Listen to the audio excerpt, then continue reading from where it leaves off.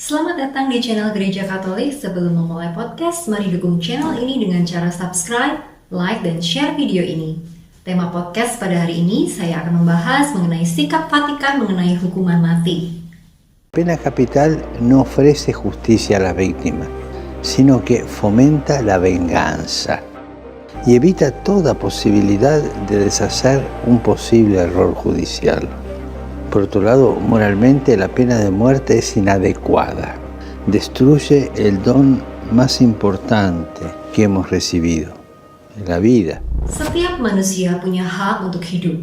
Dalam hal ini, hak hidup, elemen dasar yang melekat pada diri manusia itu tak bisa dicabut begitu saja.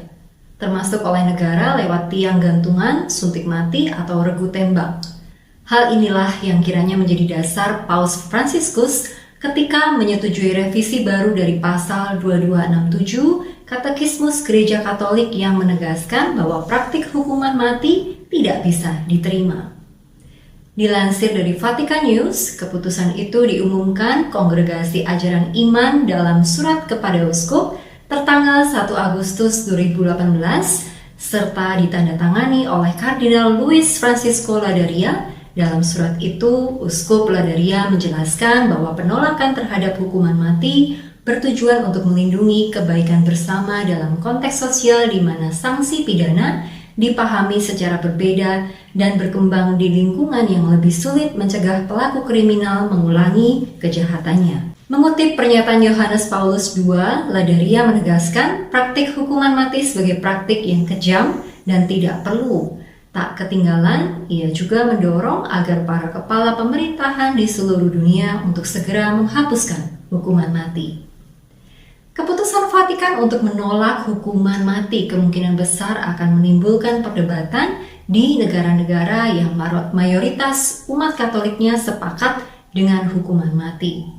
Minoritas Katolik di Amerika Serikat misalnya dikenal sangat pro hukuman mati. Melansir New York Times, Profesor Teologi Georgetown University Chester L. Gillis mengungkapkan bahwa keputusan Fransiskus tentang hukuman mati merupakan bagian dari ajaran gereja dan bersifat mengikat. Meski begitu, Gillis menggarisbawahi bahwa bagi mereka yang menolak menerapkan petua Fransiskus tak berarti bakal dihukum atau ditolak sakramennya. Namun sebenarnya apabila dilihat dari segi historis, pembahasan mengenai hukuman mati dalam ajaran Katolik memiliki riwayat yang panjang. Sama seperti keyakinan yang lain, pada umumnya selalu muncul suara pro dan kontra. Lalu bagaimana sikap Vatikan terhadap hukuman mati di masa lalu? Pada tahun 1566, Gereja Katolik mengeluarkan Katekismus Roma. Dalam dokumen pengajaran gereja yang dirilis 3 tahun usai berakhirnya Konsili Tren ini, hukuman mati disetujui secara eksplisit.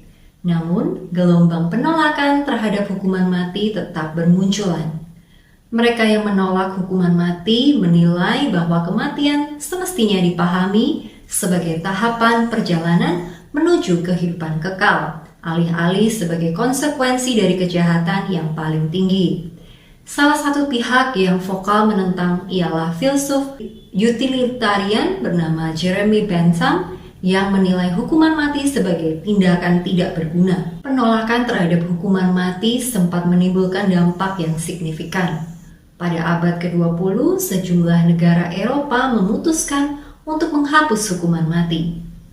Penghapusan hukuman mati di bekas negeri-negeri Kristen lebih disebabkan oleh humanisme sekuler, alih-alih kajian mendalam atas Injil. Kendati demikian, hukuman mati tetap diberlakukan di Vatikan. Selama 4 dekade dari 1929 sampai 1969, Vatikan menerapkan hukuman mati bagi siapapun yang melakukan pencobaan pembunuhan terhadap Paus. Pada 1981, seorang Turki bernama Mehmet Ali Aka menembak Paus Yohanes Paulus II sebanyak 4 kali. Paus selamat, namun alih-alih menghukum mati Aka, Vatikan menyerahkan kasus tersebut ke pengadilan Italia yang mengganjar sang penembak dengan vonis penjara seumur hidup. Pada tahun 2000, Vatikan memaafkan Aka.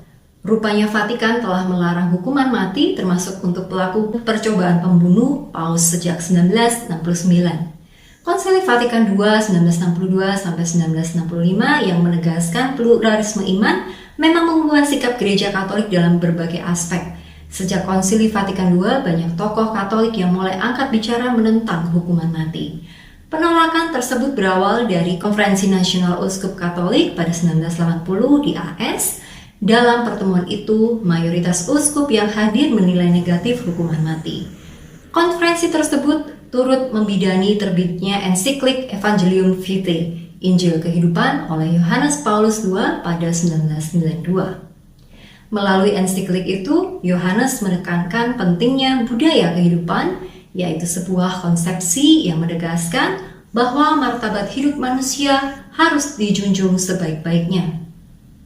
Selanjutnya, pada tahun 1997, Vatikan mengumumkan perubahan katekismus. Perubahan terbaru ini menyesuaikan ensiklik Yohanes Paulus II. Salah satu bab yang ikut berubah adalah soal hukuman mati. Dalam katekismus yang baru, Yohanes Paulus II meminta penerapan hukuman mati tidak perlu dipaksakan. Menurutnya, situasi yang membutuhkan pelaksanaan hukuman mati sangat jarang muncul atau bahkan tak ada sama sekali.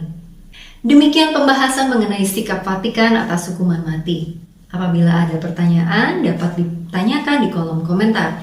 Jangan lupa untuk terus dukung channel ini dengan cara like, subscribe, dan share video ini. Terima kasih.